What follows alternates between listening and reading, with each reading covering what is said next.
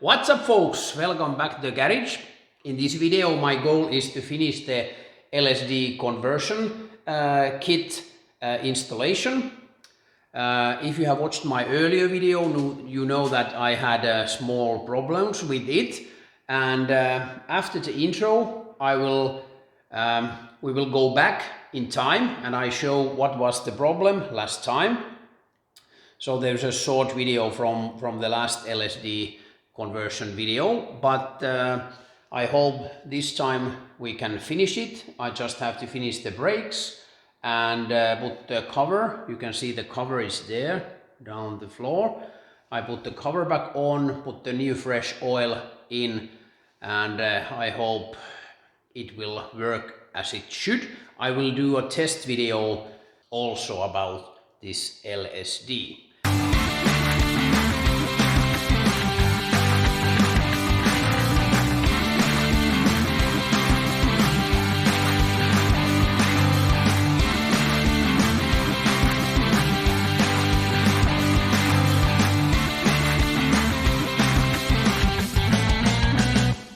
The diff sits there very nice, and as you noticed, it's there's no slack because the shim blades were between the diff and the bearings, and I didn't remove the bearings, so it's went in just like it came out. So the diff is now great, but I have a big problem. Check this. The axle comes out few millimeters, and that's problem because when I pull it out, now there is some slack in the bearing, and now it moves up and down also a little bit. And now I don't know if this is caused by the Difflock. Did I did something different, or can the axle go now deeper, or why the bearing can be now that loose? I have tightened all the nuts, and I have the same problem also on the left side. And in this side it is actually worst. Now I have opened the nuts and bolts, so I can't show you, but here it moves almost 1 centimeter, and that's why it moves up and down even more. Now the bearings are tight, or actually not tight, but there's no slack anymore. This is very good, this right side. No problem at all. It feels perfect. And on this right side it was quite easy. I just have to turn that big nut there. It's a little bit difficult to see, but there is a hole, and I just tap that in, and now it stays on. So this right side was adjustable, which was nice. That was quite easy thing to do. The left side was more difficult.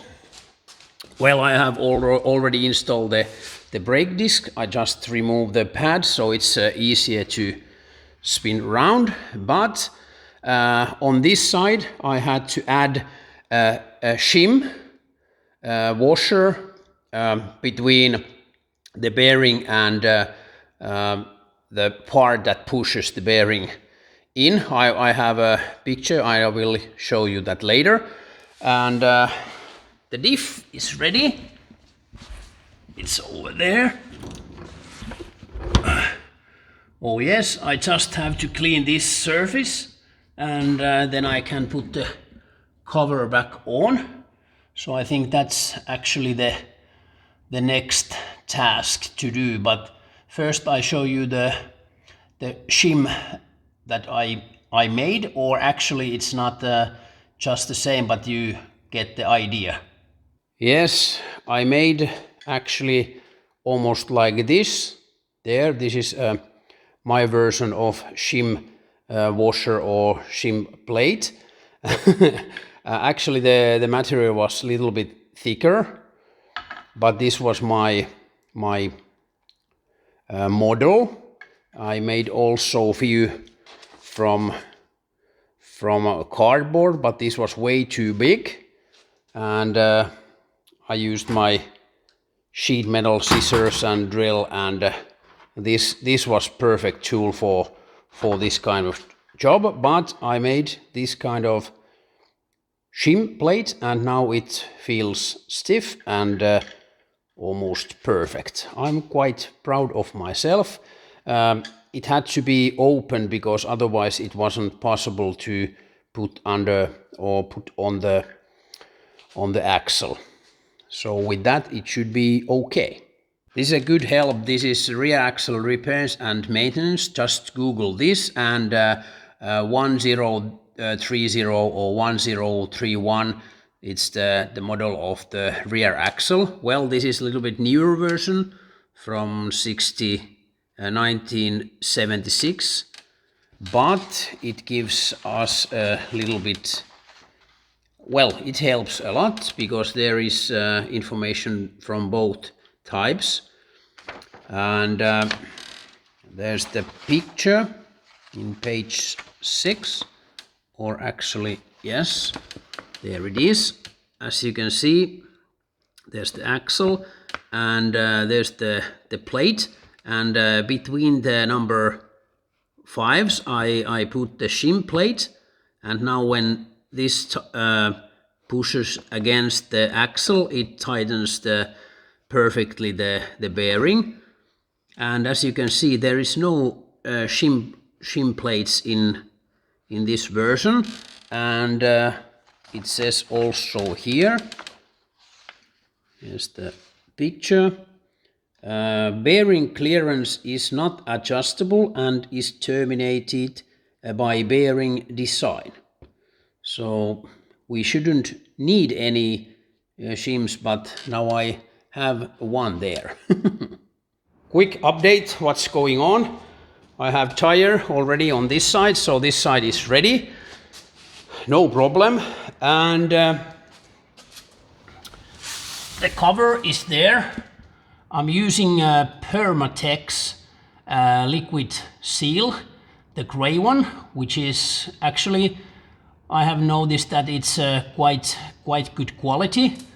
Leaks very, the leaks are quite rare, and usually it's my fault. And as you can see, the Panhard bar is already there, and now I remembered to use washers.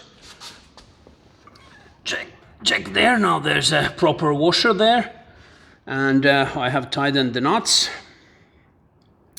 and everything should be ready, except I just have to check this side, because when I tighten these screws and this brake disc goes on its place, it doesn't spin. So I think the handbrake shoes might be a little bit offline, because I have removed the pads, because I thought that now, because I have the shim plate there, the brake disc is a mil or two in another place, but no, that's not the case. So I just have to, well, I have to take the caliper off, and I will take the disc off and adjust the brake shoes.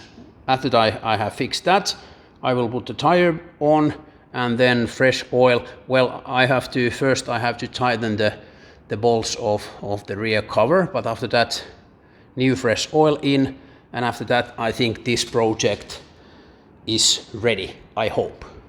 Now I have a torque wrench ready. I put the tools and stuff ready, so I don't forget to do that, and I even let the car be up, because, well, I might forget that I don't have oil in rear and take off and lose my new LSD conversion kit. I just want to make sure, but I have a tools ready for putting the tires in right torque right after I have get it down. I have LSD oil ready. It's, if I remember right, it was 1.3 liters in 1030 rear, and 1031 it's 1.6 liters. But I checked from the manual, and I'm letting the Permatex dry for a while. It says in instructions that it should let dry,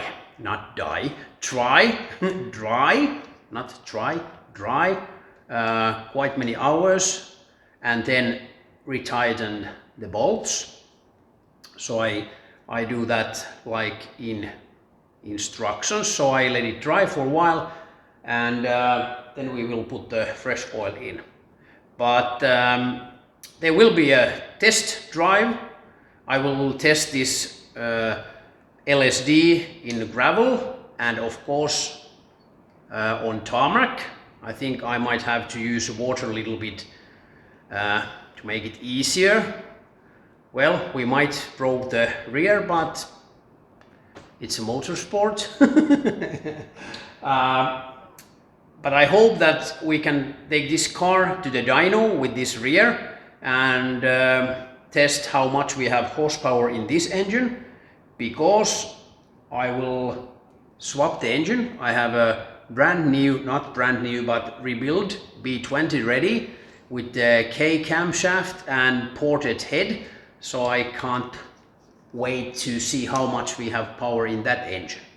But thanks for watching. Please give me thumbs up and comments down below. That would be great. Thank you very much. And if you haven't subscribed my channel yet, now it's a perfect time to do that, and also ring the bell.